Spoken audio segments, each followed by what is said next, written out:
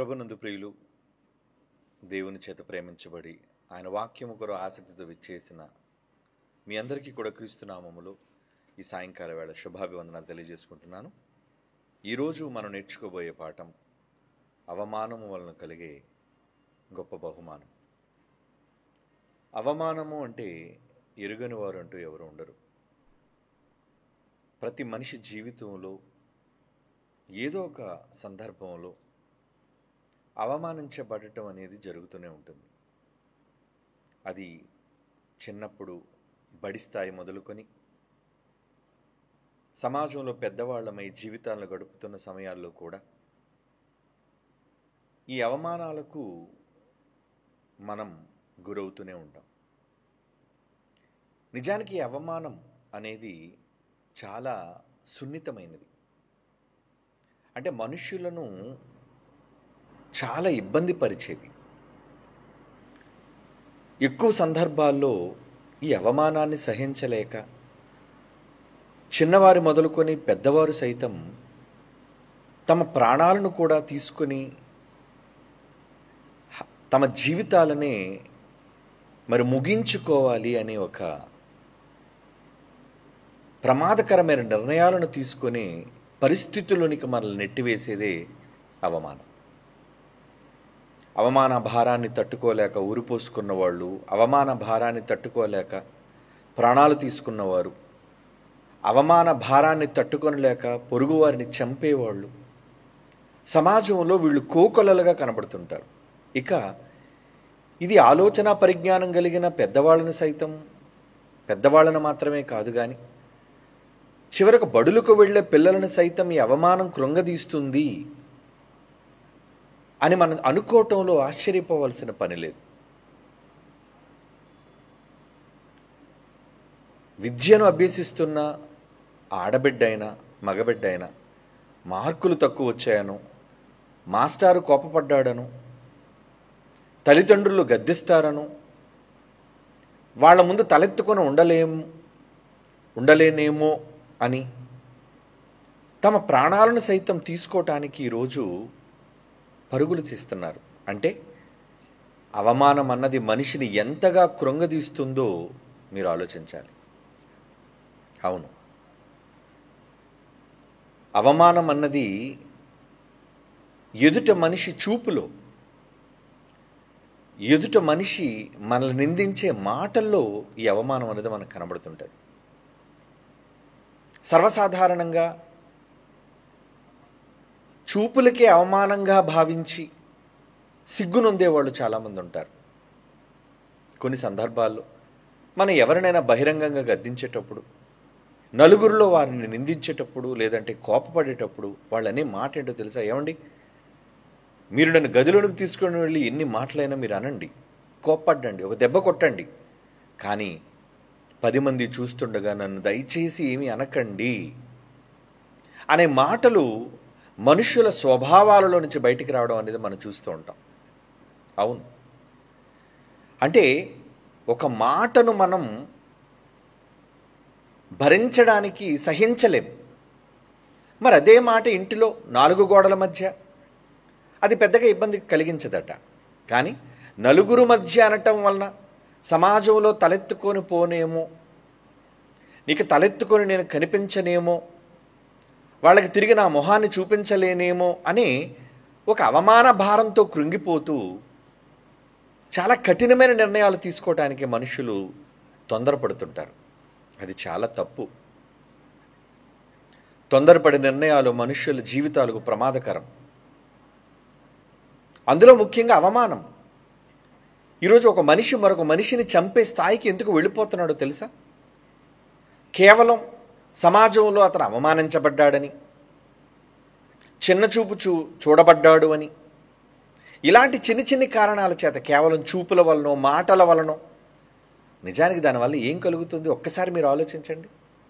అన్నాడు, నిందించాడు, అయితే నీ జీవితం నీదే, నీ బ్రతుకు తెరువు నీదే, నీ బాధ్యతలు నీ భారాలు నీవే అనేవాడు, చూసేవాడు, నిందించేవాడు, అపహాస్యం చేసేవాడు నీకు అన్నం పెట్టడు, నీ బాగోగులు చూడడు, నీ క్షేమాన్ని కోరుకోడు, వాని వల్ల నీకు ఏ ప్రయోజనం లేనప్పుడు ఏదో వాడు నేను అనుకుంటున్నాడు, ఆమె నేను అనుకుంటుంది అనే భారంతో ఎందుకు నువ్వు కృంగిపోవాలి?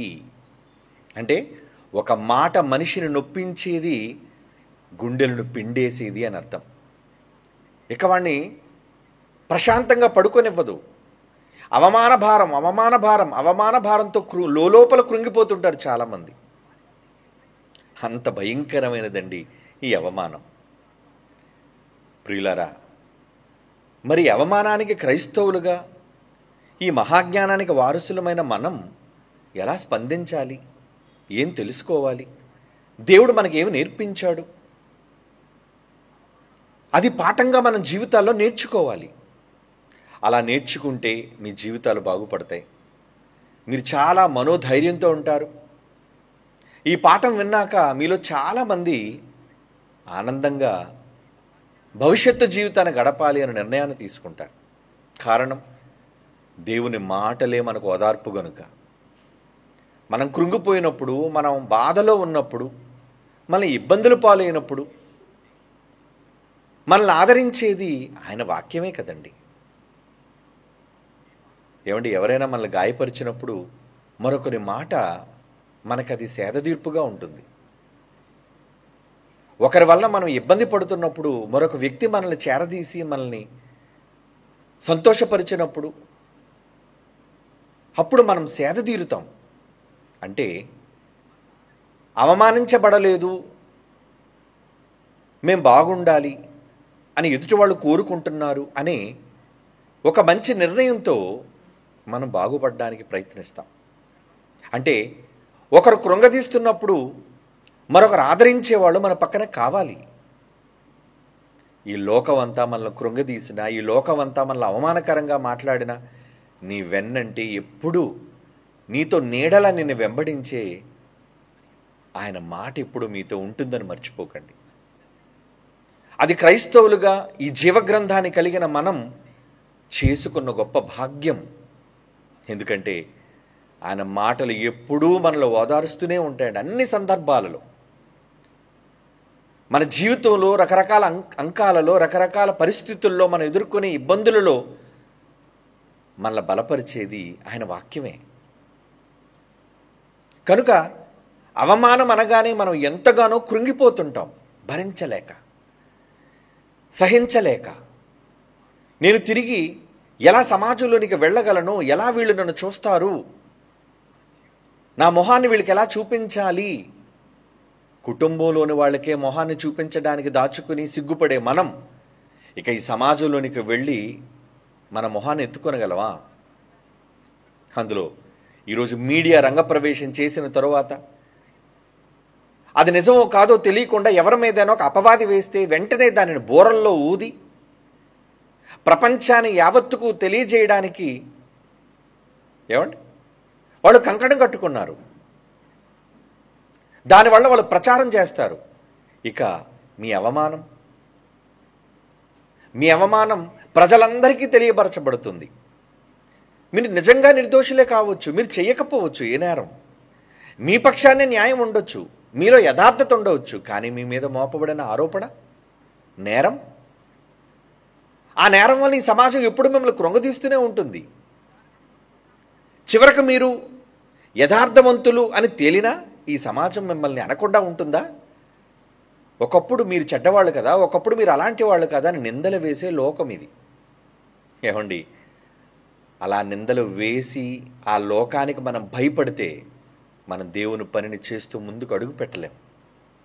అందుకే దేవుడు మనల్ని ఓదార్చే ఎన్నో మాటలు భక్తుల ద్వారా, భక్తుల జీవితాల్లో వాళ్ళ జీవితంలో ఎదుర్కొన్న సమస్యలని సాక్ష్యాలుగా మన కళ్ళ ముందు పెట్టాడు. ఒక మంచి నాయకుడు మోషే, మీకు తెలుసు. అలాంటి మోషే ఆయన పారిపోయాడు. ఎక్కడి నుంచి? ఐగుప్తు దేశం నుంచి. ఎందుకు పారిపోయాడు? అతను ఒక హంతకుడుగా ముద్ర వేయబడింది ఐగుప్తు దేశంలో. అంటే నిజానికి అతను చంపింది ఒక ఐగుప్తీయుణ్ణి. కనుక ఐగుప్తీయుణ్ణి చంపాడు అనే ఒక నేరం ఆయన మీద ఆరోపించబడింది. నిజానికి వాళ్ళు చేస్తున్న కుట్రలు, తన ప్రజలని ఇశ్రాయేలు మీద వాళ్ళు చేస్తున్న ఎన్నో ఘోరమైన నియమాలు, కట్టడల వల్ల ప్రజలు ఎంత నలిగిపోతున్నారో ఒక చక్కని నిర్ణయాన్ని తీసుకున్నాడు. ఆ రోజు ఏమని తల్లి పిలిచి, నాయన నా కుమారుడిగా ఒప్పుకోనయ్యా, ఈ సింహాసనం నీకే అవుతుంది నాయన, నువ్వు ఏలికగా రాజుగా ఉంటావయ్యా అన్నందుకు నిజంగా భక్తుడు, నాకు ఈ సింహాసనాలు అక్కర్లేదు కానమ్మా, నా ప్రజలే నాకు కావాలి, నా దేవుని పక్షాన నేను నిలబడాలి అనుకుంటున్నాను అని అనుకొని సింహాసనాన్ని తృణీకరించాడని చిన్నప్పటి నుంచి మనం నేర్చుకున్నాం మోషేని గురించి. అలాంటి మోషే సకల విద్యల్లో ఆరితేరినప్పుడు ఆయన మీద ఆ దేశమంతా, ఐగుప్తు దేశమంతా, మొట్టమొదట నాగరికత కలిగిన ఈజిప్షియన్ సివిలైజేషన్లో ఆ దేశమంతా ప్రచారం చేయబడింది ఏమని, మోషే ఒక హంతకుడు, ఐగుప్తీయుడిని చంపాడు, పారిపోయాడు అని. పారిపోయిన వాళ్ళు ఏమంటారు, తప్పు చేస్తే ఎందుకండి పారిపోవాలి అంటారు కదా. అలా పారిపోయినందుకు నేరస్తుడనే ఒక అవమానం ఆయనకు మిగిలింది. 40 ఏళ్ళ తర్వాత దేవుని వాక్కు ఆయనకు ప్రత్యక్షమైన, ఆయన నువ్వు వెళ్ళాలి నా ప్రజల కోసం అన్నప్పుడు, నేనా అక్కడక, నన్ను వాళ్ళు చంపాలనుకుంటున్నారు, నేనెందుకు వెళ్ళాలి అక్కడికి అని మోషే భయపడినప్పుడు దేవుడు అతను బలపరిచాడు. నాయన అది అవమానంగా నువ్వు భావించకు, నువ్వు వెళ్ళు, నీతో చాలా పని ఉంది. ఎవరు నిన్ను నిందించినా, ఎవరు నీపై అవమానకరంగా మాట్లాడినా నువ్వు మాత్రం నా ప్రజలను విడిపించడానికి వెళ్ళాలి అని అన్నప్పుడు, తిరిగి నేను ఆ దేశానికి వెళ్ళటమా అని ఆలోచించినా సంశయించినా మరలా ఒక చక్కటి నిర్ణయాన్ని తీసుకున్నాడు. ఆ దేశానికి వెళ్ళాడు, ఒక చరిత్ర సృష్టించాడు. వెళ్ళిన తర్వాత మోషే ఏం చేశారండి, ఒక రికార్డ్. ఎర్ర సముద్రం పాయలవ్వడం కానివ్వండి, ఐగుప్తు దేశంలో 10 అద్భుతాలు జరగడం కానివ్వండి, దేవుడు అతనితో ప్రత్యక్షమై మాట్లాడడం కానివ్వండి, నిజంగా ఒక మహానాయకుడిగా బైబిల్లో చరిత్రలో మిగిలిపోయాడు. దేనికి ఇదంతా కారణం? చిన్నప్పుడు మనం చదువుకున్న మాట. ఈవెన్ హెబ్రీయులకు రాసిన పత్రిక 11వ అధ్యాయం, అది చదువుకొని ముందుకు వెళదాం. హెబ్రీయులకు రాస్తున్న పత్రిక 11వ అధ్యాయం 24, 25, 26 వచనాలండి. ఏమంటున్నాడు అక్కడ? మోషే పెద్దవాడైనప్పుడు విశ్వాసమును బట్టి ఐగుప్తు ధనము కంటే క్రీస్తు విషయమైన నింద. ఏంటా నింద? నేను హంతకుండనే నింద. ఆ రోజు క్రీస్తు కోసం ఆయనకు పడిన నింద ఏంటండి అంటే, దేవుని కొరకు నేను నిందలు పడినా పర్వాలేదు, అవమానం పడినా పర్వాలేదు అని క్రీస్తు విషయమైన నింద గొప్ప భాగ్యమని ఎంచుకొని అల్పకాలము పాపభోగం అనుభవించుట కంటే దేవుని ప్రజలతో శ్రమను అనుభవించుట మేలని యోచించి ఫరో కుమార్తె యొక్క కుమారుడని అనిపించుకొనుటకు ఒప్పుకొనలేదు. ఎందుకు ఒప్పుకోలేదంటే, అనగా అతడు ప్రతిఫలముగా కలుగబోవు బహుమానమందు దృష్టి ఉంచెను. ఏమండి, క్రీస్తు విషయమైన నింద కంటే, నింద అంటే అవమానం కదండి. ఒకరు మీ మీద నింద వేశారు అంటే, నిందలు ఎప్పుడు నిజాలు కావండి, అనేవాళ్ళు ఎప్పుడు అంటూనే ఉంటారండి.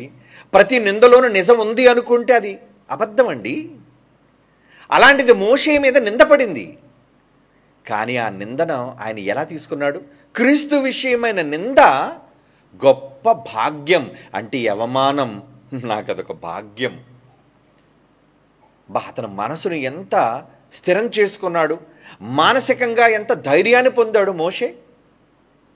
ఈ దేశమంతా నన్ను ఒక హంతకుడుగా చూచినా, ఏమనుకున్నా సరే, పారిపోయినవాడు, పిరికివాడు అని నన్ను అవమానించినా, నేను క్రీస్తు పక్షాన, దేవుని పక్షాన నిందను సహించైనా సరే అక్కడికి వెళ్ళి ఆ రాజు దగ్గరకు నేను వెళ్ళి నిలబడతాను నిర్ణయం తీసుకున్నాడండి. ఎందుకట? అనగా అతడు ప్రతిఫలముగా కలగబో బహుమానమందు దృష్టి ఉంచిన. ఏం చూశాడు ఆయన? నాకు బహుమానం ఉంది. ఈరోజు నేను అవమానం కోసం వెళ్ళడం మానేస్తే నాకు కలగబోయే బహుమానాన్ని నేను పోగొట్టుకుంటాను. అంటే ప్రతి అవమానం వెనుక బహుమానం ఉంటుందా? ఎస్, ఉంటుంది. ఖచ్చితంగా బైబిల్ చెప్పింది అంటే అది నిజం. మీరు అవమానించబడ్డారు అంటే అవమానాన్ని మీరు ఎలా తీసుకోవాలి? సంతోషంగా స్వీకరించండి. ఏ అవమానాన్నైనా, మిమ్మల్ని చులకనగా మాట్లాడే ఏ పదాన్నైనా ఎలా తీసుకోవాలి? మీరు దేవుని జ్ఞానాన్ని నేర్చుకున్న వాళ్ళైతే, బైబిల్ తెలిసిన వాళ్ళైతే మీరు ఎలా ఉండాలో తెలుసా? అనని ఎన్నైనా అనుకొని.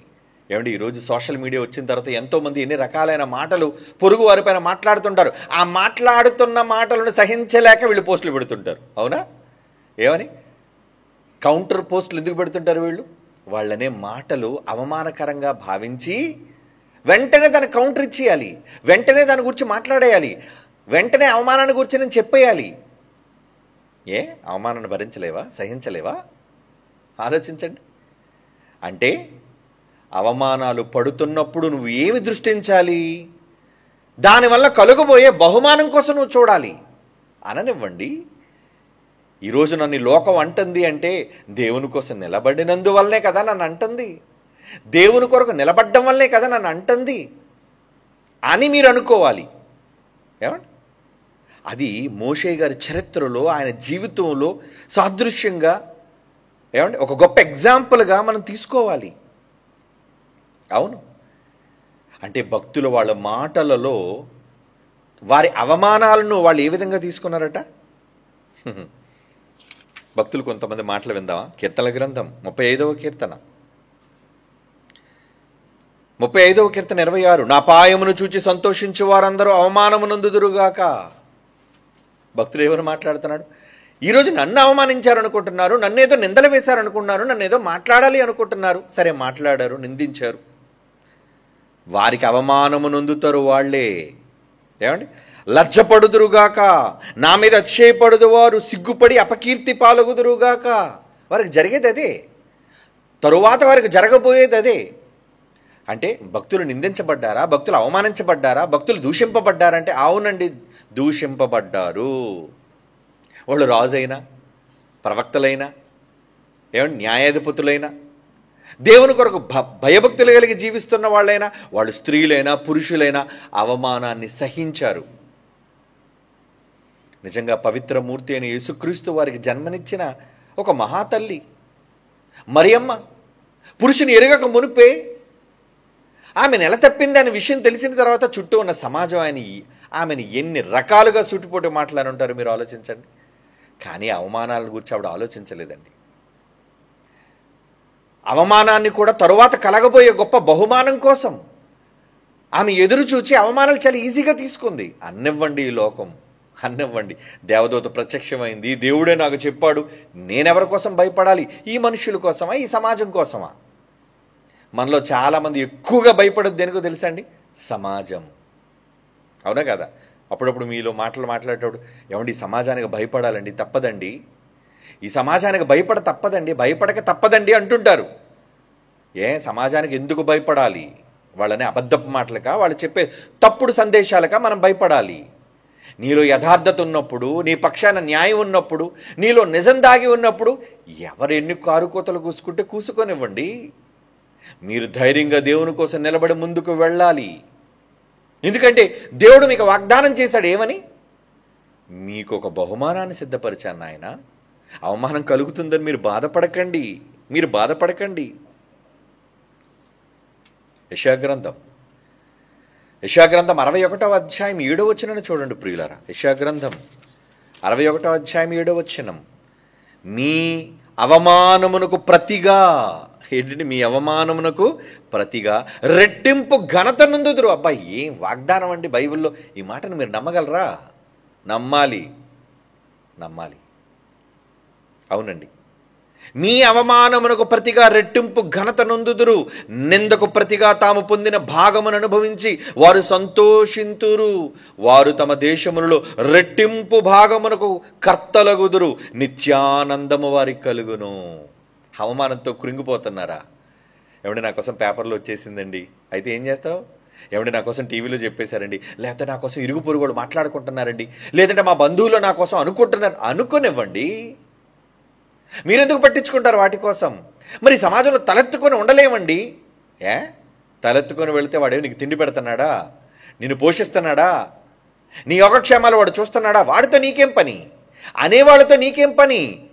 ఏమండి, మీరు వీధిలోకి వెళ్ళినప్పుడు కుక్క మొరుగుతుంది బౌమని, అయితే మురిగే కుక్క భయపడతారా మీరు? అమ్మ అది కుక్క మురిగిందండి. మురిగితే నువ్వు రాజాలాగా ఉన్నావు, నీ మార్గాన్ని నువ్వు వెళ్ళు, నువ్వు అనుకున్న పని నువ్వు చేసుకుంటూ వెళ్ళు. మురిగిన కుక్క కోసం ఎందుకు ఆలోచిస్తున్నావు? కుక్క అరిచింది కదా అని నువ్వు బాధపడి బెంగపడి ఇంటిలో ఉండిపోతే ఇక నువ్వు బయటికి ఎప్పుడు రాగలవు? నువ్వు బయటికి ఎప్పుడు వెళ్ళగలవు? ఈ సమాజం కూడా అటువంటి వాళ్ళేనండి. ఈ సమాజం అటువంటిదే. అందుకే అన్నాడు, మీ అవమానం, ఒకవేళ మిమ్మల్ని అవమానిస్తే మీ అవమానమునకు ప్రతిగా రెట్టింపు ఘనత నుండి డబల్ అంటున్నాడు. చూడండి, రెట్టింపు అంటే అవమానాలు మంచిదే అంటారా? అవమానాలు మంచిదే. ఏమండి, ఈరోజు సువార్త ప్రకటిస్తుంటే, కరపత్రాలు పంచుతుంటే ఎంతమంది దెబ్బలు తింటున్నారు, ఎంతమంది ఎన్ని మాటలు అనుభవిస్తున్నారు, సోషల్ మీడియాలో వాళ్ళని ఎంత ట్రోల్ చేస్తున్నారు. ఈరోజు ప్రతి వాడు హిందూ మతోన్మాది లాంటి వాడు, అందరు హిందువులు కాదండి, హిందూ మతోన్మాదులు లాంటి వాళ్ళు మంచిని కూడా వాళ్ళు ట్రోల్ చేసి యేసుప్రభువును కూడా నానా రకాలైన మాటలు మాట్లాడి చాలా అవమానకరంగా మాట్లాడుతున్నప్పుడు ఏమండి మీరు ఏమనుకోవాలి? మీ అవమానమునకు ప్రతిగా ఒకళ్ళు నిన్నే ట్రోల్ చేస్తున్నారా, నువ్వేం భయపడద్దు, బాధపడద్దు, నేను ట్రోల్ చేస్తున్నారని. రెట్టింపు ఘనత నొందుదురు, నిందకు ప్రతిగా తాము పొందిన భాగమును అనుభవించి వారు సంతోషింతురు, నిత్యానందం వారికి కలుగునంటున్నాడు. చూడండి ముగింపు మాటలు, నిత్యానందం, ఎవర్ లాస్టింగ్ హ్యాపీనెస్ అంటే సంతోషం. ఏంటా సంతోషం? తండ్రితో మీరు కలిసి జీవించే ఒక మహానందాన్ని మీరు పొందబోతున్నారు. ఇక్కడ అవమానాలు పొందితే, క్రీస్తు విషయమైన నింద మీరు సహిస్తే, అవునా, క్రీస్తు విషయమైన నింద. మరి క్రీస్తు, ఏ క్రీస్తునైతే మనం నమ్మామో, ఏ క్రీస్తునైతే రక్షకుడుగా అంగీకరించామో, నిజంగా ఆ మహానుభావుడు కలిగిన అవమానాన్ని చూస్తండి, మనలో ఎవరి జీవితాల్లో అంతగా అవమానించబడలేదండి మనం. చాలా అవమానం, ఎంత అవమానమో ప్రవక్తల గ్రంథాల్లో రాయబడింది. చూడండి ఆయన గురించి ఏం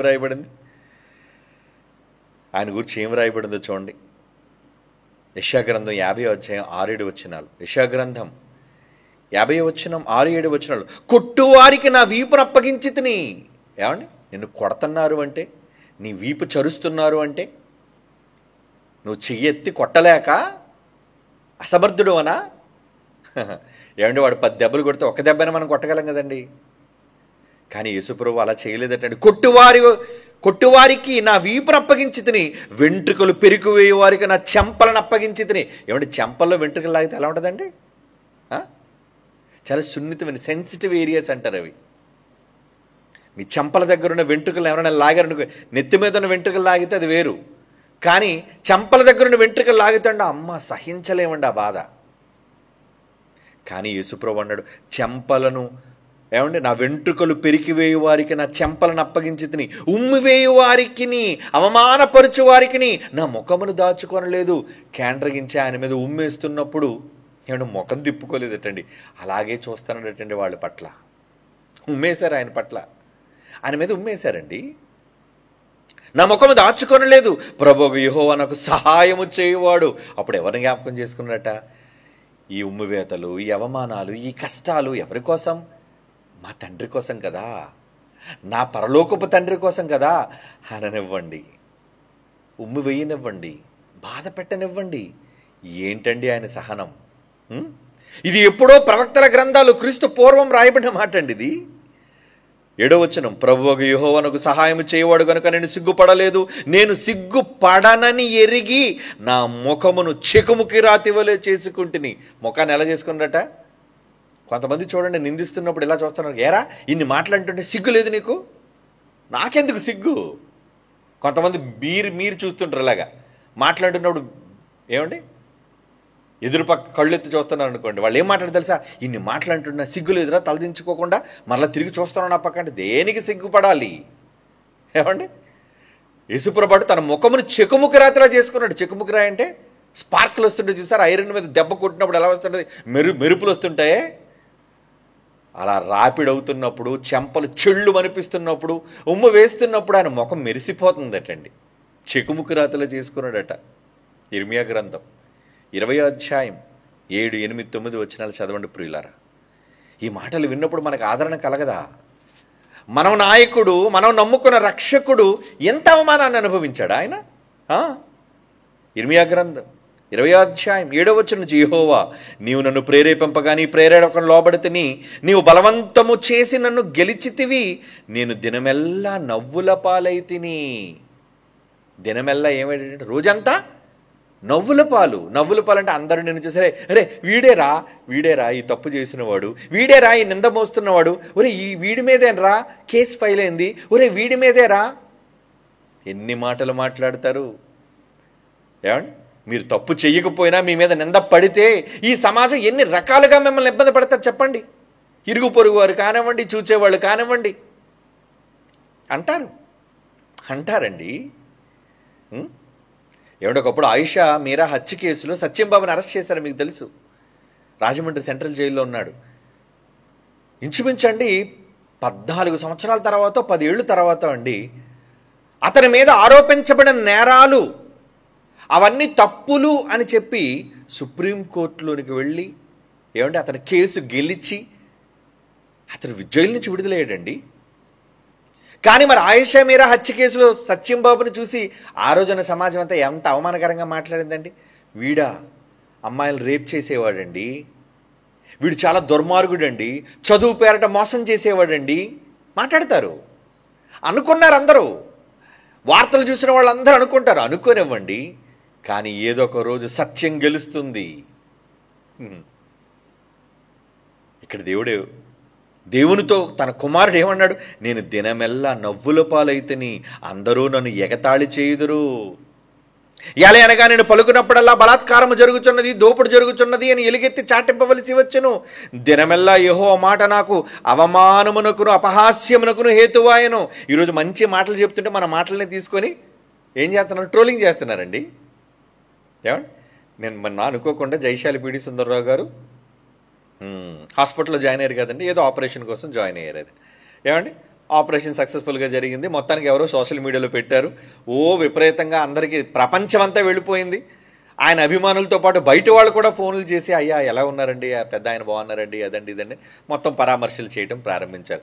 కొందరు మతోన్మాదులైన వారు ఆ ఫోటోని చూసి, ఈయనేదో పెద్ద స్వస్థతలను అంగీకరించిన వ్యక్తిలా, చూడండి స్వస్థత ఈయనకి లేదా, హాస్పిటల్లో జాయిన్ అయ్యాడు అని ఆయన గురించి ట్రోలింగ్ చేశారు.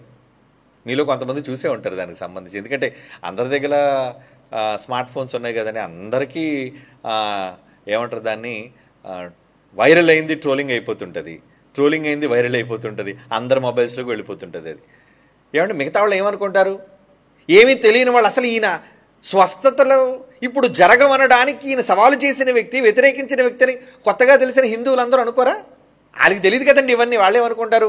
ఇదిగోండి ఈ క్రైస్తవులు ఎలాంటోళ్ళేనండి, పెద్ద బీరాలు పలుకుతారు, స్వస్థతలో మా దేవుడు స్వస్థపరుస్తాడని చెప్పారు, హాస్పిటల్లో జాయిన్ అయ్యాడండి, ఆపరేషన్ చేయించుకున్నాడండి. మరి అవమానాలన్నీ వింటే మనమేమనుకోవాలి? అర్జెంటుగా ఎవరైతే అంటున్నారో వాళ్ళ మీద పడిపోదాం అరుచుకొని. ఏమండి, వద్దు.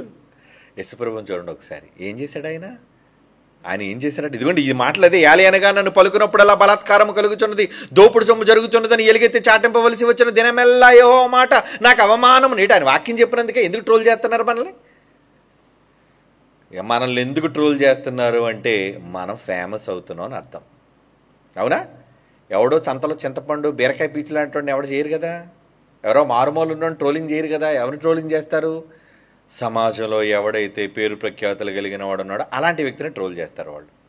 ఏమండి, ఎందుకు ట్రోలింగ్ చేయడానికి మరి ఈయనకి అవకాశం వచ్చింది అనేసి అంటే, నువ్వు దేవుని జ్ఞానాన్ని చేతబట్టి ప్రపంచం అంతా తెలిసినవాడు ఆయనే కాదండి. మమ్మల్ని ట్రోల్ చేసేవాళ్ళు ఉన్నారు, డిప్యూటీ డైరెక్టర్లు ట్రోల్ చేసేవాళ్ళు ఉన్నారు, ప్రపంచంలో చాలామంది ట్రోలింగ్ చేస్తూనే ఉన్నారు. ట్రోలింగ్ చేయనివ్వండి. ట్రోలింగ్ చేసిన వాళ్ళ గురించి కూడా ఆల్రెడీ ఒక సబ్జెక్ట్ మాట్లాడాను కదా. ఏమండి, అది వింటాడు ఆత్మహత్య చేసుకోవాలా ట్రోలింగ్ చేసేవాడు ఎవడైనా. వాడు క్రైస్తవుడు కావచ్చు, క్రైస్తవేతరుడు కావచ్చు, మతోన్మాది కావచ్చు. ఏమండి, కానీ ఇక్కడ ఏమంటున్నాడు 9వ వచనం, ఆయన పేరు నేను ఎత్తను, ఆయన అవమానం బట్టి ప్రకటింపనని నేను అనుకుంటున్నా, అది నా హృదయంలో అగ్ని వలె మండుచున్న ఎముకల్లో మోయబడినట్లుగా నేను ఓర్చి విసిగి ఉన్నాను, చెప్పక మానలేదు. అవమానాలు కలుగుతున్నాయి కాబట్టి. ఎందుకంటే బాబు ఈ దేవుడికి ఒక దండం, ఈ బైబిల్కి ఒక దండం అంటే మనల్ని ట్రోల్ చేస్తున్నారని చెప్పి వదిలేద్దాం బైబిల్ని. వీళ్ళు ఏదో అంటున్నారని చెప్పి, వీళ్ళు ఏదో ట్రోలింగ్ చేస్తున్నారని చెప్పి, వీళ్ళు ఏదో అవమానకరంగా మాట్లాడుతున్నారని బైబిల్ని వదిలేసుకుంటావా? దేవుడిని వదిలేసుకుంటావా? పోండరా, ఎన్ని అనుకుంటే అనుకోండిరా. నేను అదే చాలాసార్లు చెప్తాను కదా, వీళ్ళ మనకు పరలోకాన్ని ఇచ్చేది, వీళ్ళ మనకు ప్రతిఫలం ఇచ్చేది. పరలోకాన్ని ఇచ్చేది మన తండ్రి అయినప్పుడు వీళ్ళ మాటలు మనం ఎందుకు ఖాతరు చేయాలి? ఏమండి, వీళ్ళ మాటలు మనం ఎందుకండి పట్టించుకోవాలి? ఇక యేసుప్రభుని గురించి చూద్దామా? యేసుప్రభుని గురించి చూద్దాం. హెబ్రీయులకు రాసిన పత్రిక 12వ అధ్యాయం, హెబ్రీయులకు రాసిన పత్రిక 12వ అధ్యాయం 2-3 వచనాలు చూడండి. ఆ మహానుభావుడు పడిన అవమానం, దానికి ఆయన కలిగిన బహుమానం, ఇవన్నీ కూడా మనలో స్ఫూర్తిని నింపుతాయి కూడా. హెబ్రీ పత్రిక 12వ అధ్యాయం 2-3 వచనాలు, మనము కూడా ప్రతి భారమును సులువుగా చిక్కులు పెట్టు పాపమును విడిచిపెట్టి విశ్వాసమునకు కర్త.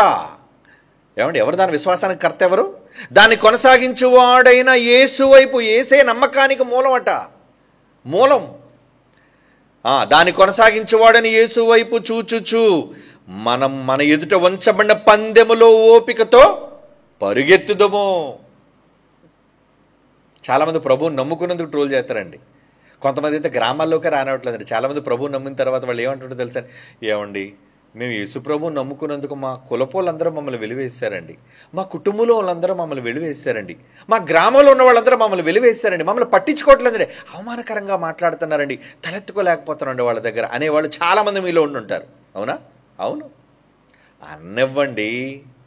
మిమ్మల్ని వద్దనేది గ్రామమా, మేము వద్దనేది కుటుంబమా, వద్దన్నది పట్టణమా, మీ వద్దన్నది దేశమా, ప్రపంచమే కానివ్వండి. ఈ ప్రపంచంలో 850 కోట్ల మంది ఒక పక్కన నిలబడి నువ్వు వద్దు అన్నా, నీ దేవుడే నువ్వు నాకు కావాలి, నువ్వంటే నాకు ముద్దురా అన్నప్పుడు వీళ్ళ మాటలు మనకెందుకు? వీళ్ళ మాటలు ఎందుకండి మనం పట్టించుకోవాలి? వద్దు, పట్టించుకోకండి. Be strong. చాలామంది అవమాన భారంతోనే కృంగిపోయి అనారోగ్యం పాలైపోతుంటారండి. ఎందుకు? మీకు బీపీ, ఎందుకు టెన్షన్?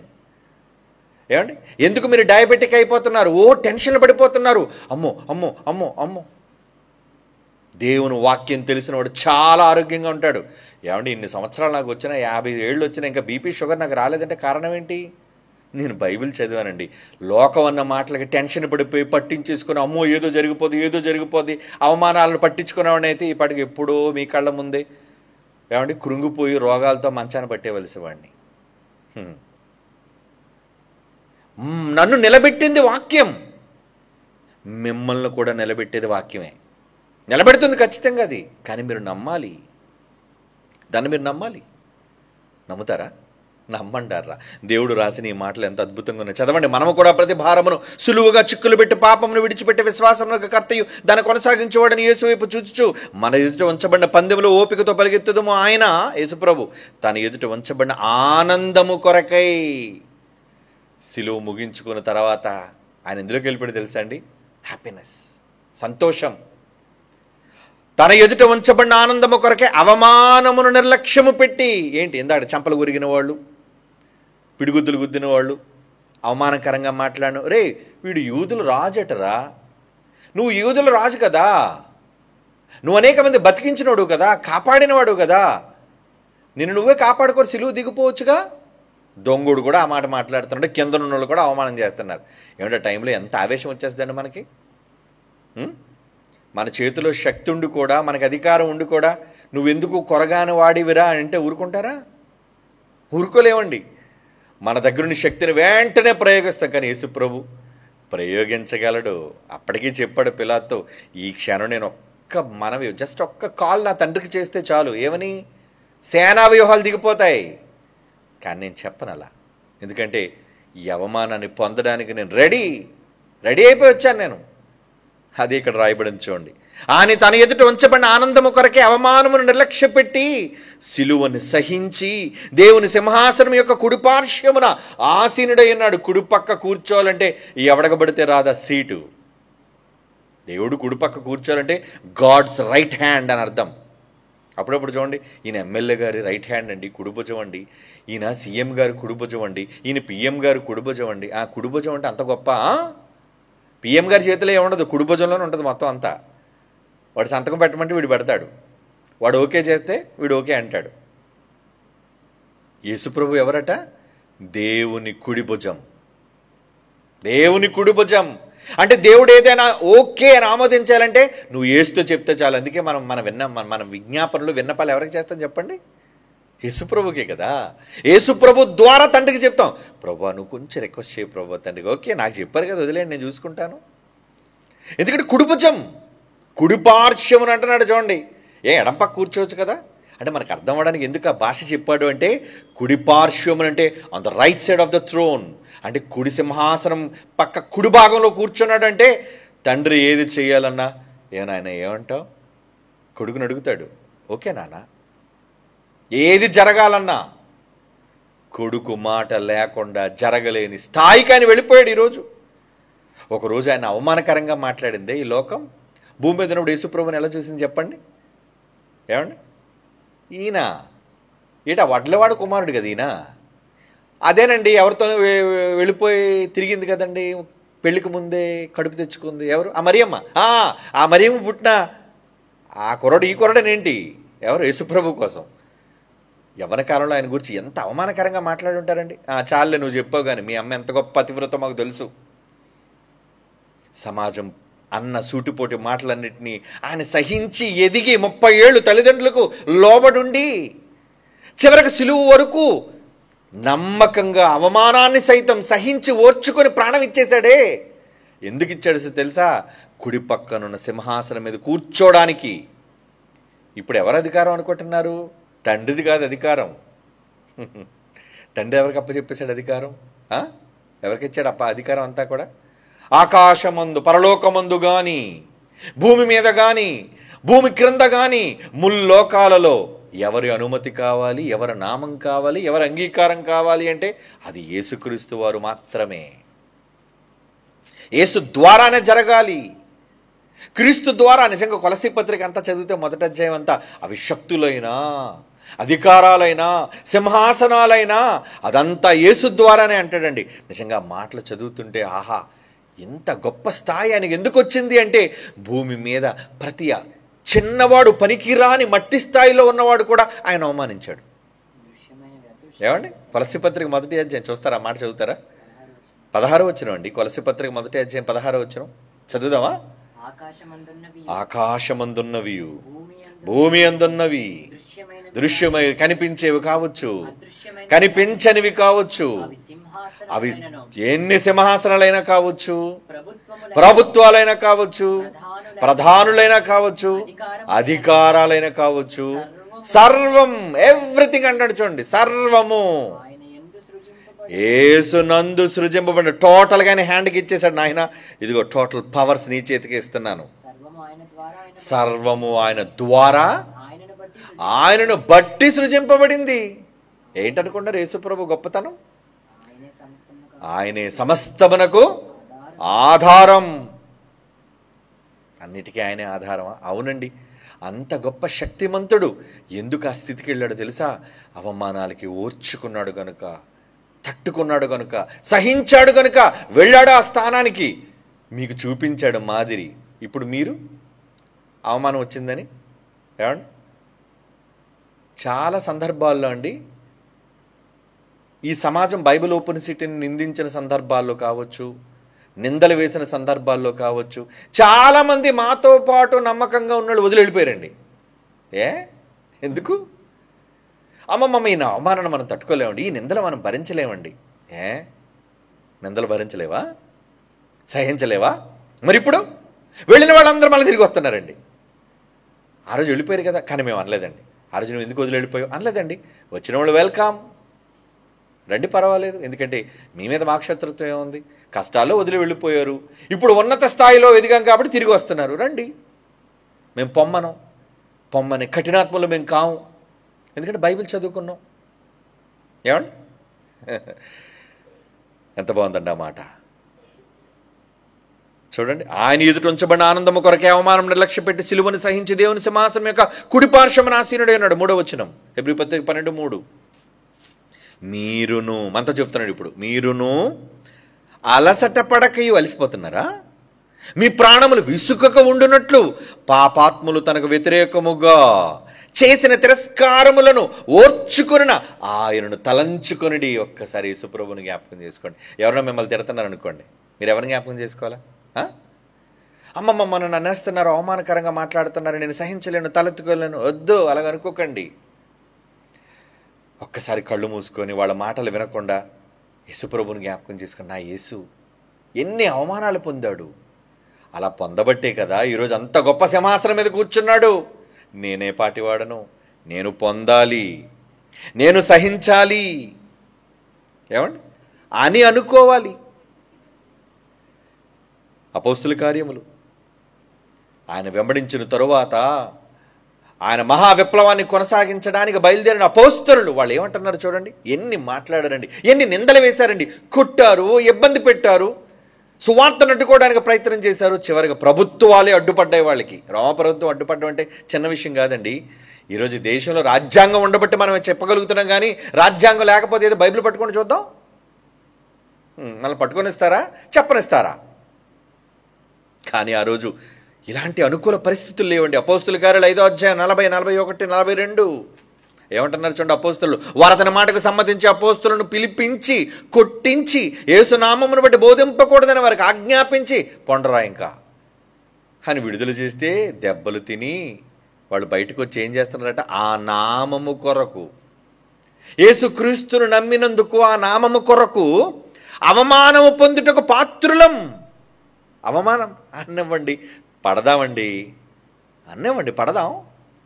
ఆ నామము నిమిత్తమై అవమానం పొందుటకు పాత్రులని ఎంచబడినందున వారు సంతోషించుచు, కొట్టిన దెబ్బలకు బాధపడుతూ కుయ్యోమర్రు అని వెళ్ళాలి, కానీ సంతోషంగా నవ్వుకుంటూ వెళ్ళడం ఏంటండి?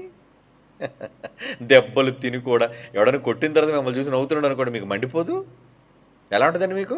పడేలు మనం కొట్టిన తర్వాత మనం వాడితో స్మూత్గా స్మైల్ ఇచ్చామనుకోండి వాడి పట్ల, ఆడు ఇంకా ఏమైపోతారో తెలుసా అండి? ఏంటి ఇంత అవమానించి వీడు మాట్లాడుతాను, వీడు నవ్వుతున్నాడు ఏంటి? ఏమండి, ఈ మధ్యన ఒక సోషల్ మీడియాలో ఒక వైరల్ వీడియో చూశానండి. ఒక ఫ్లైట్లో ఒక ఇంగ్లీష్ వాడండి, ఒకడు ఉంటే చూడండి నాన్న, వేయండి అది. ఒక ఫ్లైట్లో ఇంగ్లీష్ వాడు బైబిల్ పట్టుకొని ఒక ఇంగ్లీష్ వానికే, అదే ఫారినర్కే చెబుతున్నాడు, యేసుప్రభు మిమ్మల్ని అందరినీ రక్షించడానికి వచ్చాడు, మీరు ఆయన నమ్మండి అని చెబుతుంటే అండి, ఆ సీటు పక్కనున్నాడు అమాంతంగా లేచి చెబుతున్నాయని పెద్దవాడండి, కొంచెం పెద్ద వయసు. ఏమండి, వెంటనే లేచి అమాంతంగా కొట్టాడండి ఆ పెద్ద ఆయన. వెనక ముందు వయస్సును కూడా చూడకుండా చాలా దారుణంగా చేయి చేసుకున్నాడండి. చేయి చేసుకునే వెంటనే ఆ పెద్ద ఆయన ఏమన్నాడు తెలుసండి, బైబిల్ పట్టుకొని, God bless you my son, God bless you, God bless you, దేవుడు నిన్ను దీవించాలి, యేసు ప్రభు నీ మార్పు కోసం ఎదురు చూస్తున్నాడు అయ్యా. అలా చెబుతుంటాడు, ఆవేశంతో కొట్టాడు, కూర్చుండిపోయాడండి. కూర్చుండిపోయిన ఇతను మాత్రం మానలేదండి. చెబుతూ అతను కూడా చూచి, నీ మీద నాకు ఏ కోపం లేదయ్యా, నువ్వు మారాలని కోరుకుంటున్నాను, దేవుడు నీలాంటి వారి కొరకు యేసు ప్రభువును పంపాడని అలా ఒక 2-3 మాటలు చెప్పేసరికండి ఆ కొట్టినోడు వెంటనే వాడి ముఖంలో మార్పులు వచ్చేసాయండి. మార్పులు వచ్చేసి వెంటనే ఏడవడం ప్రారంభించాడండి. ఏడ్చి వెంటనే ఎవరినైతే కొట్టాడో ఆ పెద్ద మనిషి దగ్గరికి వెళ్ళి వెంటనే అతను కౌగిలించుకొని, నన్ను క్షమించండి, నన్ను క్షమించండి, నన్ను క్షమించండి, ఆవేశంలో మిమ్మల్ని కొట్టేశానండి. ఓ చిన్నపిల్లాడు ఏడ్చినట్టుగా వెక్కి ఏడుస్తున్నాడండి. నిజంగా నేను చూసినప్పుడు అనుకున్నానండి, కొట్టినప్పుడు వయసులో పెద్దవాడిని కదయ్యా, కొడతన్నా, నీకు సిగ్గు లేదా? ఎవరు పక్కనున్న వాళ్ళు ఎవరు ఆపట్లేదండి. అది ఎందుకంటే విమానం ఫ్లైట్లో అందరూ అఫీషియల్సే కదండి ఉంటారు. ఏదో రోడ్డు మీద అయితే జనాలు గుమ్ముకూడిపోయి ఏదో చేస్తారు. అయినా ఒక పెద్దవాడి మీద చిన్నవాడు చేయి చేసుకుంటున్నప్పుడు వాడిని ఆపాలా వద్దా? ఏంటయ్యా పెద్ద వ్యక్తిని అలా కొడుతున్నావు, అది తప్పు కదా అని వారించాలి కదా. అది కూడా చేయలేదండి. కానీ క్షణాలలోనే అతనిలోని మార్పు తీసుకొచ్చేసింది అది. అంటే ఆ మార్పు వచ్చినంత వరకు నువ్వేం చేయాలి? సహనం, ఓర్పు, ఓపిక. అవమానంగా భావించకండి దాన్ని. వీళ్ళు నిందించారనో, తిట్టారనో, అవమానకరంగా మాట్లాడారనో మీరు అలా ఫీల్ అవ్వకూడదు. ఏమండి, అందుకే అపోస్తులు ఏమన్నారట, ఆ నామము కొరకు అవమానము నొందుటకు పాత్రులమని ఎంచబడినందున వారు సంతోషించుచు మహాసభ ఎదుట నుండి వెళ్ళిపోయి ప్రతిదినము దేవాలయములు ఇంటింట మానక బోధించుచు యేసే క్రీస్తుని ప్రకటించుచుండిరి. ఎంత గొప్ప పరిచర్య అండి. ఎన్ని అవమానాలు వాళ్ళు ఎదుర్కొన్నారు చెప్పండి. ఈరోజు మనం ఎదుర్కొంటున్న అవమానాలు ఏంటండి? వాళ్ళు పొందిన అవమానాలతో, వాళ్ళు పొందిన దెబ్బలతో, వాళ్ళు పొందిన శ్రమలు, ఇబ్బందులతో పోల్చుకుంటే 1% కూడా లేదండి. ఇదే నాన్న, ఇది కాదు నాన్న. ఒక పెద్ద ఆయన ఫారినర్ ఉంటాడు, పోనీ చూడండి ఒకళ్ళు, అదే కాదా, ఒక ప్లే చేయండి. ఈయన ఇండియన్ లాగా ఉన్నాను నాన్న, నేనైతే చూసింది ఒక ఫారినర్. ఓకే, ఆయన అలా చెబుతున్నందుకు వెంటనే ఒక ఇంగ్లీష్ వ్యక్తి ఆయన చాలా దారుణంగా చెంపల మీద కొట్టాడండి, చాలా దారుణంగా కొట్టాడు. ఒకవేళ దొరికితే వెయ్యండి, పర్వాలేదు. ఓకే, ఇదైతే కాదు. ఓకే, ఇప్పుడు బైబిల్లో మరొక మాట చూద్దామండి. మరొక మాట 2 తిమోతి పత్రిక, పౌలు గారు ఒకప్పుడు గుర్రాల మీద తిరిగి, ఏమండి ఎలాంటి పరిచర్య ఆయన చేశాడు మీకు తెలుసు కదా. క్రైస్తవుల కోసం పత్రాలు పొంది ఎక్కడ క్రైస్తవులు ఉన్నారో వెళ్ళి వాళ్ళని వేటాడి వాళ్ళ చెరసాలలో పెట్టడం, అవసరమైతే చంపటం, ఎంత దారుణంగా క్రూరంగా ప్రవర్తించిన వ్యక్తి, గుర్రాల మీద తిరిగిన వ్యక్తి తర్వాత ఆయన పరిస్థితి ఏంటో తెలుసా అండి? డేరాలు కుట్టుకునే పరిస్థితికి ఎదిగాడా, దిగజారిపోయాడా? ఈ లోకపరంగా అయితే అతను దిగజారిపోయాడండి. గుర్రం మీద ఉన్న వ్యక్తి ఏమంటే కారులో తిరిగే వ్యక్తి సడన్గా రోడ్డు పక్కన కూర్చొని చిన్న గొడుగు పెట్టుకొని ఏమంటే చెప్పులు కొడతాం అంటున్నాడు అనుకోండి, మీరు చూసి ఏమనుకుంటారు, అరే కారు మీద తిరిగాడు ఏంటి ఎలా అయిపోయాడు, ఇతని పరిస్థితి ఎలా మారిపోయింది, అవమానంగా చూస్తారు కదా. క్రిందన చెప్పులు కుట్టుకునేవాడు కారులో తిరిగితే అది ఘనతే, కానీ కారులో తిరిగిన వాడు రోడ్డు మీదకి వస్తే అది అవమానం. మరి పౌలు గారు పొందిన ఘనత అవమానమా? యేసుని నమ్మినందుకు గుర్రం పోయింది, యేసుని నమ్మినందుకు అధికారం పోయింది. ఏమండి ఇది బస్సులోనా ఇందులో ఉందా? మరి అతను మారినట్టుగా ఉందా? ఏమండి అతను కొట్టడం మాత్రమే ఉంది, కానీ తర్వాత ఏడ్చిన సందర్భం ఉంటుంది, హక్ చేసుకుంటాడు. చూడండి, పోనీ ఒకసారి ప్లే చేయండి. కుర్రకారు కదండి, నువ్వు మాకు చెప్పేది ఏంట్రా, మాకు తెలీదా? ఎందుకంటే గర్వంతో ఏమనలేదండి. అతను తోసేశాడు, లేదంటే ఆ ప్లాకార్డ్ని పంపించేశాడు, మళ్ళా తీసుకెళ్ళని వేస్తున్నాడు. నీ మతాన్ని తీసుకొని రావద్దు, నువ్వు ఇక్కడ యేసు ప్రభు కోసం చెప్పొద్దు, ఇలాగే మాట్లాడుతున్నారండి అవమానకరంగా. అంటే అతని భాషలోని అదే ఉద్దేశం. గాడ్ బ్లెస్ యూ అంటున్నాడు. ఏమండి నేను పడలేకపోతున్నాను, నేను నమ్మను, నీ యేసు ప్రభు నేను నమ్మను, నోరు మొయ్యి అంటున్నాడు. అయినా అతను బైబిల్ వదలలేదు. ఏమంటే అతను మళ్ళా కొడుతున్నాడు పెద్దవాడిని, చాలా అవమానకరంగా. ఏమనలేదు ఆయన. అవమానం కదని బస్సులు అందరూ చూస్తుండగా ఎలా ఉంటదండి? ఎవరైనా మనల్ని కొడితే చెంప మీద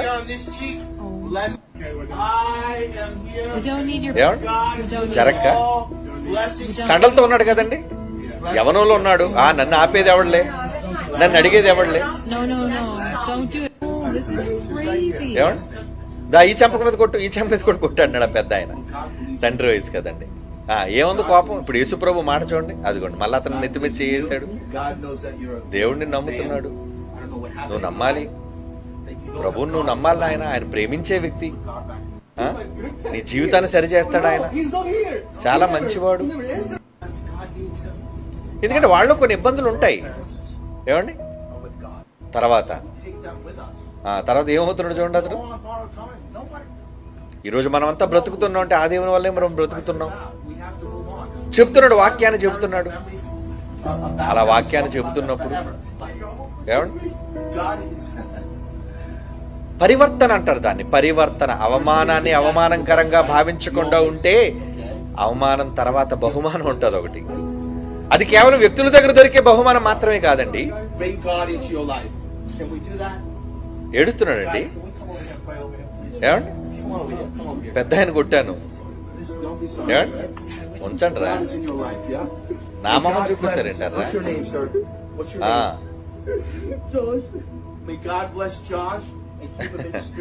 ఓకే, వండర్ఫుల్ కదండి, వండర్ఫుల్. అంటే యేసుప్రభు అన్న మాట, నీ కుడి చెంప మీద కొట్టువాని వైపున ఒక ఎడం చెంప చూపించు అన్న మాట ఎంత వాస్తవం. ఎదుటివాని కోపాన్ని తగ్గించేస్తుందండి. కోపానికి నువ్వు కూడా ఒక మాట అంటే వాడికి కోపం వస్తుంది, కానీ నువ్వు వాడిని క్షమిస్తే, నిన్ను క్షమిస్తున్నాను, నిన్ను ప్రేమిస్తున్నాను అని అంటే, నేను తిట్టేవాడిని ఐ లవ్ యూ అని నువ్వు అంటే, నేను ద్వేషించేవాడిని ఐ లవ్ యూ అని నువ్వు అంటే, వాడి మనసు కరిగిపోద్దండి. అది క్రైస్తవులకు మనకు నేర్పించాడు యేసుప్రభు. అవమానము పొందినా ఇంతమంది మధ్యన అవమానించాడు కాబట్టి మనమైతే ఏం చేస్తాం? మనుషులు కదండి, శపించేస్తాం మనం ఆవేశంతో. కానీ యేసుప్రభు ఏం చేస్తున్నాడు? ఏమండి వీళ్ళంతా ఏం చేశారట? చదువుదాం ఈ మాట. తిమోతి పత్రిక, 2 తిమోతి పత్రిక 1వ అధ్యాయం 12వ వచనం. అదే పౌలు గారి గురించి మాట్లాడుకుంటున్నాం.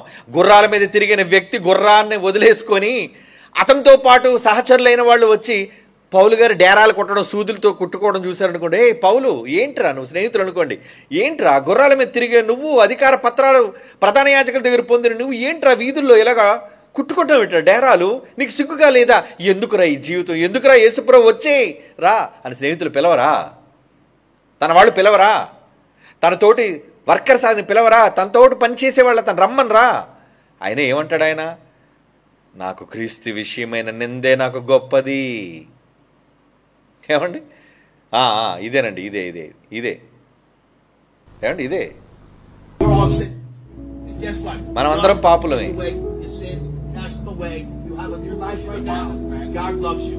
God loves you, my son.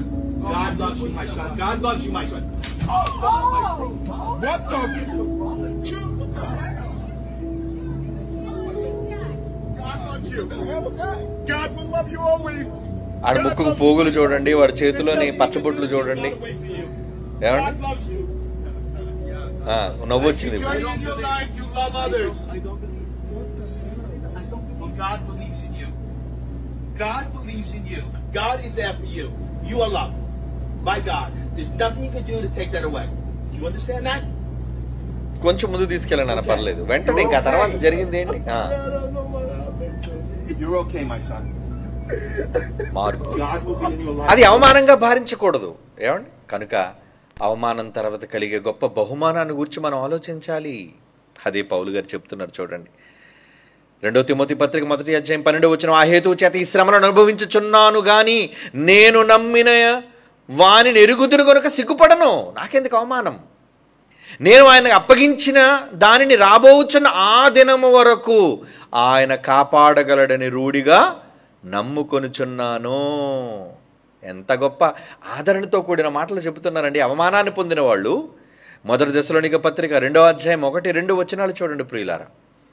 1 దశలోనిక పత్రిక 2వ అధ్యాయం 1-2 వచనాలు, సహోదరులారా మీ యొద్ద మా ప్రవేశము వ్యర్థము కాలేదు గాని మీరు ఎరిగినట్టే మేము ఫిలిప్పీలో ముందు శ్రమపడి అవమానమును పొంది ఎంతో పోరాటముతో దేవుని సువార్తను మీకు బోధించుటకై మన దేవుని యందు ధైర్యము తెచ్చుకుంటామని మీకు తెలియను.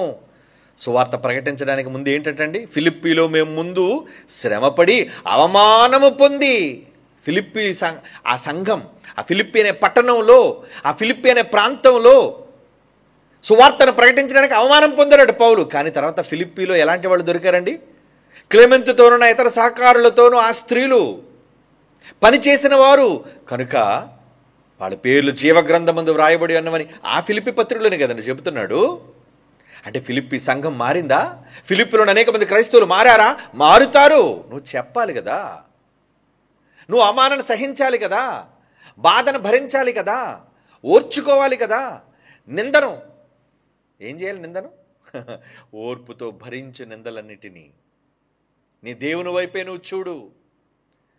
మనుషులు పట్టించుకోవద్దు. మనుషులు ఈరోజు నిన్ను పొగుడుతారు, అదే నోటితో నిన్ను తిడతారు, నిన్ను అవమానకరంగా మాట్లాడతారు. కానీ వాళ్ళ అవమానాలతో మనకు పని లేదు, వాళ్ళ నిందలతో మనకు పని లేదు. ఏమండి అందుకే ఏమంటున్నాడు చూద్దామా? ఒక మంచి మాట హెబ్రీ పత్రిక 10వ అధ్యాయం 33వ వచనం నుంచి చూడండి ప్రియులారా. హెబ్రీ పత్రిక 10వ అధ్యాయం 33. ఎన్ని ఆదరణతో కూడిన మాటలు దేవుడు మనకు రాయిస్తున్నాడు. అవమానముతో ఒకవేళ మీరు నిలబడగలిగితే ఆ తర్వాత మీకు కలగబోయే గొప్ప బహుమానం అది యేసు ప్రభు ఇందాడే మనకి చెప్పాడు. ఒక విధమును చూచితే మీరు నిందలను బాధలను అనుభవించిన చేత 10 మందిలో ఆరడపడితిరి. 10 మందిలో ఎంత అవమానాన్ని పొందుతున్నాం మనం. ఏంటి మీరు ఆ తక్కువ కులానికి చెందిన దేవుడినా నమ్ముకున్నారు? ఆ తక్కువ జాతికి సంబంధించిన క్రైస్తవులు, ఈరోజు క్రైస్తవులు అంటే సమాజంలో గొప్ప పేరుందా? లేదండి. వీళ్ళు బడుగు బలహీన వర్గాలకు చెందిన వాళ్ళు.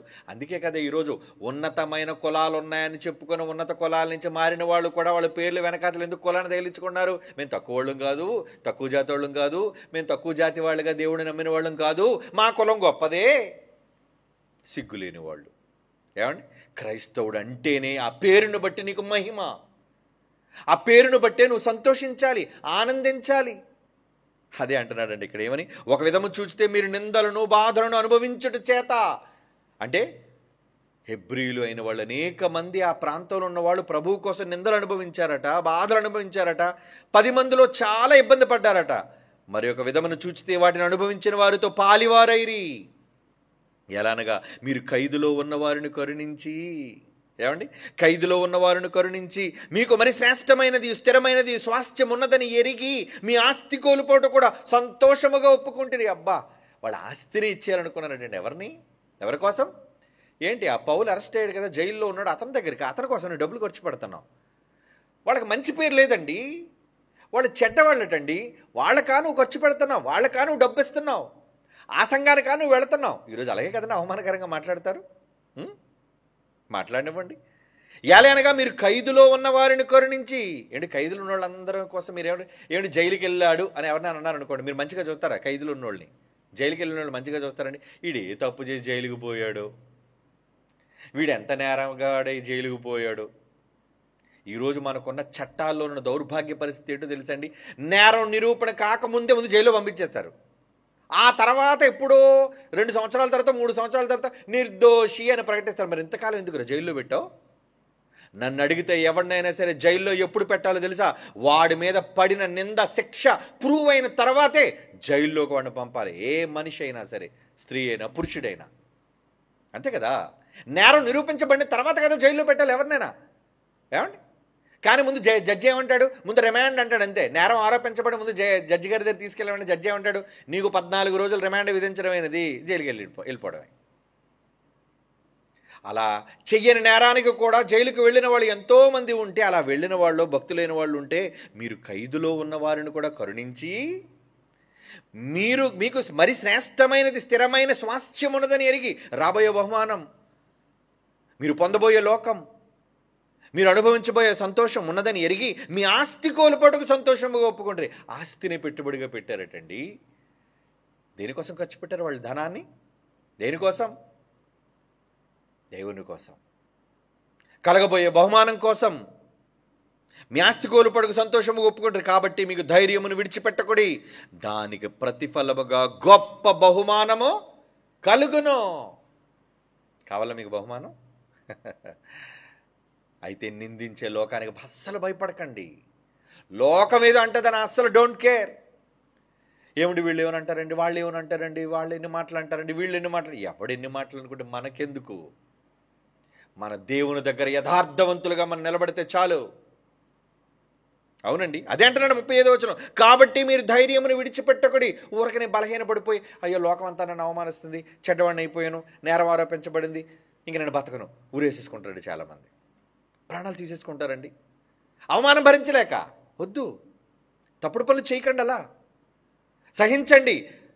యేసు పక్క చూడండి, ఎంత అవమానాన్ని సహించాడు, ఎన్ని నిందలు భరించాడు. తాను పుట్టినప్పటి నుంచి నింద నింద నింద నింద, చివరికి 2000 సంవత్సరాలైనా ఈ రోజుకి ఆయన మీద, ఆయన జీవితం మీద, ఆయన తల్లి మీద ఈ లోకం నిందలు వేయట్లేదా? వేస్తూనే ఉంది. కానీ వాళ్ళకి ఆయన మహత్యం ఎప్పుడు, ఆయన గొప్పతనం ఏంటో ఎప్పుడు అర్థమవుతుందో తెలుసండి? తృణీకరింపబడిన రాయి. లోకంలోని తృణీకరింపబడిన రాయి. కానీ చచ్చాక నువ్వు ఆయన సింహాసనం ముందు నిలబెడతావే, అప్పుడు అనుకుంటా, అయ్యో మహానుభావా, దేవుడా, నువ్వా నిజమైన వాడివి, నీ సింహాసనం ముందుకా మేము వచ్చాం, నిన్నేనా ఇన్ని అవమానకరంగా మాట్లాడాను, ఎంత హేళన చేశానయ్యా నిన్ను చూచి, ఎంత అవమానకరంగా మాట్లాడానయ్యా, నిన్ను ఎన్ని సూటుపోటు మాటలు మాట్లాడానయ్యా, నిన్ను ఎంతగా ట్రోల్ చేశానయ్యా. అప్పుడు బాధపడతారండి వీళ్ళంతా. జాలిపడండి అలాంటి వాళ్ళ కోసం. ఆవేశపడకండి, కోపం వస్తుంది. ఏమిటి, యేసుప్రభు నందుకు కోపం రాకుండా ఎలా ఉండదు? మనుషులు కదా మనం. కానీ ఆ యేసుప్రభువే ఏమన్నారు తెలుసా? అన్నిటినీ సహించి ఓర్చుకొని మనలోని మార్పు కోసం, లేదా వారిలోని మార్పు కోసం ఎదురు చూస్తున్నాడు ఆయన, బహుమానం ఇవ్వాలని. అదే చెప్తున్నాడు. కాబట్టి మీరు ధైర్యమును విడిచిపెట్టకూడదు, దానికి ప్రతిఫలముగా గొప్ప బహుమానము కలుగును. కలుగును కలుగును అంటున్నాడు చూడండి దేవుని పిల్లలారా. అంటే లోకంలో ఇటువంటి సమస్యలు ఎదుర్కొంటున్నప్పుడు మీరు ఎలా ఉండాలి? మన ముందున్న వాళ్ళని చూచి, ఓహో నా ముందున్న వాళ్ళు ఎన్నో కష్టాలు అనుభవించారండి, కనుక వాళ్ళు చెప్పే సాక్ష్యాల వల్ల మనం ఏమవ్వాలి? బలపడాలి. అప్పుడప్పుడు చూడండి, మనకు ఓదార్పు చెప్పడానికి మొట్టమొదటిసారిగా తొలికాన్పు జరుగుతుంది అనుకోండి ఆడబిడ్డకి. అప్పుడు అమ్మ కానీ కన్నవారు కానీ, అంటే బిడ్డలకు జన్మనిచ్చిన వాళ్ళు ఆడవాళ్ళు వచ్చాయంటే తెలుసు, ఏం పర్వాలేదు తల్లి, ముందు కొంచెం ఇబ్బందిగా ఉంటుందమ్మా, మేము కనలేదు, ఎంతమంది పిల్లలను కన్నాం, ఏం పర్వాలేదు, కాసేపట్లో నువ్వు ఫ్రీ అయిపోతావు, హ్యాపీగా మంచి బిడ్డకి జన్మనిస్తావు. ఇవన్నీ మాటలు వాళ్ళకి ఆ ఇబ్బందులు ఏం కలిగిస్తుంది తెలుసా? ఓదార్పు, వాళ్ళకి బలము. మాటలే కదా బలం. ఒక మనిషిని ఓదార్చాలి, ఒక మనిషిని మాటలతో కృంగదీస్తే, ఎందుకంటే మాటే కదా మనిషిని కృంగదీసేది. ఒక మాటే మనిషిని సూటిపోటుగా పొడిచేది కాకిలాగా. అందుకే లోకులు కాకులు అన్నారు. అంటే వాళ్ళు పొడుస్తారు మనల్ని, అనరాని మాటలు మనల్ని అంటారు. అన్నప్పుడు మనం ఏం చేయాలి? బాధపడిపోతామా? మానవ సహజం, బాధ కలుగుతుంది. బాధ కలిగినప్పుడు ఏం చేయాలి? ఓర్చుకో, సహించు. అందుకే అలా కష్టంగా, అలా నిన్ను అవమానించే వాళ్ళు, నిన్ను తప్పుగా అనుకున్న వాళ్ళ కోసం నిన్నేం చేయమన్నాడు? ప్రార్థన చేయనన్న వాళ్ళ కోసం. నీ శత్రువులు వాళ్ళు, సరే ఆ శత్రువుల కోసం నువ్వు ప్రార్థన చేయి, నీ విరోధుల కోసం నువ్వు ప్రార్థన చేయి. నువ్వు నిలబడి ప్రార్థన చేయనప్పుడల్లా వాళ్ళకి క్షమించు. నిన్నెన్నో మాటలు అన్నారు, ఎన్నో అవమానకరంగా మాట్లాడారు, అలా అన్నారు, ఇలా అన్నారు అనుకొని పర్వాలేదు, నేను కదా నీకు బహుమానం ఇవ్వబోయేది, నాన్న సంతోషంగా ఉండు. తండ్రి మనల్ని ఓదారుస్తున్నాడండి. ఎందుకంటే మన ముందున్న చాలామంది అలాంటి వాళ్ళు, చాలా పెద్ద జాబితా ఉందండి. హెబ్రీ పత్రిక చూద్దాం. హెబ్రీ పత్రిక 11వ అధ్యాయం 36వ వచనం నుంచి చూడగలిగితే వాళ్ళు ఏంటంటే భరించారు చూడండి. చాలామంది భక్తులైన వాళ్ళు, విశ్వాసంలో ధీటుగా నిలబడిన వాళ్ళ కోసం చెబుతూ హెబ్రీ పత్రిక 11వ అధ్యాయం 36వ వచనంలో మరికొందరు తిరస్కారములను, కొరడా దెబ్బలను, మరి బంధకములను, ఖైదును అనుభవించిరి. ఏమండి? రాళ్లతో కొట్టబడ్రి, రంపములతో కోయబడ్రి, శోధింపబడ్రి, ఖడ్గముతో చంపబడ్రి, గొర్రె చర్మలు, మేక చర్మలు వేసుకుని దరిద్రులయుండి శ్రమపడి హింస పొందుచు, ఏమండి, అడవులలో, కొండలలోను, గుహలలోను, సొరంగములో తిరుగులాడుచు సంచరించిరి. అట్టి వారికి ఈ లోకం యోగ్యమైనది కాదు. ఈ లోకంలో దేవుని కోసం నిలబడిన వాళ్ళందరికీ అవే జరుగుతాయి, అవే నిందలు పడతాయి, అవే అవమానకరంగా మాట్లాడతారు. ఆ మాటలు సహించు, పర్వాలేదు. నీ ముందు చాలామంది ఉన్నారు అలాంటి సహించి వెళ్ళిన వాళ్ళు. 1 పేతురు పత్రిక 4వ అధ్యాయం 13-14 వచనాలు చదువుకుందాం అండి. 1 పేతురు పత్రిక 4వ అధ్యాయం 13-14 వచనాలు. క్రీస్తు మహిమ బయలుపరచబడినప్పుడు మీరు మహానందముతో సంతోషించి నిమిత్తము క్రీస్తు శ్రమలలో మీరు పాలువారయ్యున్నంతగా సంతోషించుడి. క్రీస్తు నామము నిమిత్తము మీరు నింద పాలైనేడలా, దేవుని కోసం, వాక్యం కోసం ఒకరు నిందల పాలైతే, మహిమాస్వరూపి అయిన ఆత్మ అనగా దేవుని ఆత్మ మీ మీద నిలిచుచున్నాడు గనుక మీరు ధన్యులు.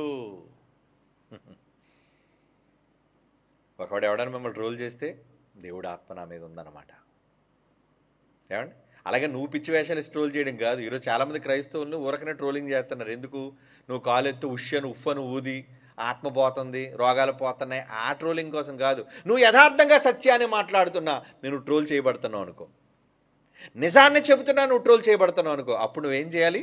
ఏమండి? క్రీస్తు నామము నిమిత్తము మీరు నిందపాలేని ఎడల మహిమాస్వరూపియగు ఆత్మ అనగా దేవుని ఆత్మ మీ మీద నిలుచుచున్నాడు గనుక మీరు ధన్యులు, ధన్యులు. ఇక దేవుడిచ్చే వాగ్దానం చివరిగా విందామా? జెఫన్యా గ్రంథం 3వ అధ్యాయం 19 వచనం చూడండి. జెఫన్యా గ్రంథం 3వ అధ్యాయం 19. జెఫన్యా గ్రంథం 3వ అధ్యాయం 19 వచనం. ఆ కాలమున నిన్ను హింస పెట్టు వారందరినీ నేను శిక్షింతును. దేవుడికి ఇస్తున్నాడు. నిన్ను ఎన్ని మాటలు అన్నారు, ఎవరిని విడిచిపెట్టను అన్న. దైవ సేవకుడిగా నీ జోలికి వచ్చారే, నువ్వు నా కోసం కష్టపడి తిరుగుతున్నప్పుడు, నా కోసం నువ్వు నిలబడి నీ గళం విప్ప మాట్లాడుతున్నప్పుడు నిన్ను అన్నరాని మాటలు అన్నారే, ఏమండి? నిన్ను ఇబ్బంది పెట్టారే, నువ్వు కన్నీళ్లు పెట్టుకునేటట్టు చేశారే, నిన్ను అవమానించారే, అవన్నీ నాకు గుర్తున్నాయి నాయన. దేవుడు అంటున్నాడు. అవమానాలు పొందిన తన పిల్లల కోసం చెబుతున్నాడు ఓదార్పుతో. ఈరోజు ఎంతోమంది దైవ సేవకులైన వాళ్ళు ఇబ్బందులు పట్టలేదా? అవమానాలు పొందట్లేదా? పొందుతున్నామండి. అవును, పొందుతారు, అంటారు, నిందలు వేస్తారు. నువ్వు అలాంటోడివి, ఇలాంటోడివి అనుకోనివ్వండి. ఆ కాలంలో నేను హింస పెట్టు వారందరినీ నేను శిక్షింతును. మనకు సంబంధించింది కదా, ఆయన చూసుకుంటాడు అది. ఏమండి? ఇంకేమన్నాడు? కుంటుచు నడుచు వారిని నేను రక్షింతును, చెదరగొట్టిన వారిని సమకూర్చేదను. ఏ ఏ దేశముల్లో వారు అవమానమునొందిరో, ఎక్కడైతే నేను అవమానపరిచారో అక్కడ నెల్లా నేను వారికి ఖ్యాతిని, మంచి పేరును కలుగజేసేదను. అబ్బా, బహుమానం ఇది కూడా ఉందా అంటే, ఇక్కడ బహుమానమే, చచ్చాక అక్కడ బహుమానమే. ఇక్కడ నిన్ను ఎవరైతే అవమానించారో వాళ్ళ ముందే నీ గొప్పతనం ఏంటో నిలబెడతాను, నిన్ను చూపిస్తానేంటో ప్రపంచానికి అన్నాడు. నమ్ముతారు ఈ మాట? నేనైతే పూర్తిగా నమ్ముతున్నానండి. మీరు నమ్మండారా? నమ్మండి. దేవుని గూర్చి మాటలను నమ్మి నిలబడాలి. మీరు అవమానాలు సహించాలి. సహిస్తే దానివల్ల కలుగు గొప్ప బహుమానం ఏంటట? ఎక్కడైతే నువ్వు పోగొట్టుకున్నావో, ఎక్కడైతే నువ్వు అవమానం పొందావో అక్కడే నేను నిలబెడతానంటున్నాడు. నువ్వేంటో చూపిస్తాను ఈ ప్రపంచానికి. ఎన్ని మాటలు అన్నారో, అన్న మాటలు అన్నవాళ్ళు నేను చూసి ఆ రోజు అన్నాం కానీ నిలబడ్డాడురా, దేవుడు నిలబెట్టాడురా, ఈరోజు గొప్పవాడయ్యాడురా, ఈరోజు దేవుని పక్షాన నిలబడ్డాడురా అని మీకోసం అనుకోవాలి. అలా అనుకోవాలంటే మీరు నిలబడాలి కదా, ముందు ధైర్యం కలిగి ఉండాలి కదా, సహించాలి కదా. సహిస్తారా? దేవుడిచ్చిన మాట, ఏ ఏ దేశములో వారు అవమానమునొందిరో అక్కడ నెల్లను నేను వారికి ఖ్యాతిని మంచి పేరును కలుగజేసేదను. ఏ నోళ్ళైతే నిన్ను దూషించాయో, ఏ నోళ్ళైతే చీయని నిన్ను అన్నాయో ఆ నోళ్ళే నిన్ను పొగుడుతాయి. నమ్మాలి. అవమానము వెంట కలిగే గొప్ప బహుమానం. ఆ రోజు క్రీస్తు విషయమైన నింద గొప్ప బహుమానంగా ఎంచుకున్నాడే, అందుకే ఆయన నాయకుడయ్యాడు, గొప్పవాడిగా నిలబడ్డాడు, దేవుని చేత మన్ననలు పొందాడు. రాబోయే లోకంలో సింహాసనాన్ని పొందబోతున్నాడు ఆయన కూడా. మనం కూడా సింహాసనాన్ని పొందాలండి. యేసుప్రభు ఒక్కడే కాదు కదా, ఆయన కుడిపార్శ్వాన కూర్చున్నాడు, ఆ సింహాసనం మీద మిమ్మల్ని కూడా కూర్చోబెడతానన్నాడు. ఎప్పుడు? మీరు అవమానాలు సహించినప్పుడు, బాధలను అనుభవించి దేవుని కొరకు నిలబడినప్పుడు. నిలబడతారా? నిలబడండారా. ఈ లోకం పెట్టే నిందకు భయపడకండి, ఈ లోకం పెట్టే అవమానానికి అస్సలు జడీకండి. యేసు వైపు చూడండి, భక్తుల వైపు చూడండి, అపోస్తుల వైపు చూడండి. ఎవరైతే మిమ్మల్ని అవమానించారో వాళ్ళని దేవుడు శిక్షిస్తాడు, వాళ్ళని దేవుడికి విడిచిపెట్టేయండి.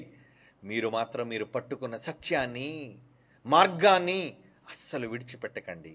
దేవుని కోసం ముందుకు వెళ్ళండి. God bless you. కళ్ళు మూసుకొని ప్రార్థన చేసుకుందాం. పరిశుద్ధుడైన తండ్రి దేవా, మేము ఈరోజు నిలవబడ్డామంటే దానికి కారణం మీరే. లోకం ఎన్ని మాట్లాడినా, ఎన్ని నిందలు వేసినా మీ వాక్యమే మా పక్షాన నిలవబడింది, మీ వాక్యమే మమ్మల్ని నిలువబెట్టింది తండ్రి. అదే మాకున్న గొప్ప బలం, ధైర్యం. దేవా, మాకు కలగబోయే బహుమానం మీద మేము దృష్టి ఉంచాము నాయన. దృశ్యమైన వాటిని చూడకుండా దృశ్యమైన వాటిని నిదానించి చూచే గొప్ప విశ్వాసం కలిగిన వారుగా ఉండులాగున అల్ప విశ్వాసులమైన మమ్మల్ని క్షమించి మీ విశ్వాసులను బలపరిచి మీ సేవలో ముందుకు నడిపించవలసిందిగా ప్రార్థిస్తూ క్రీస్తు యేసు వారి పరిశుద్ధమైన నామములో ఈ ప్రార్థన వేడుకొనుచున్నాము తండ్రి. ఆమేన్.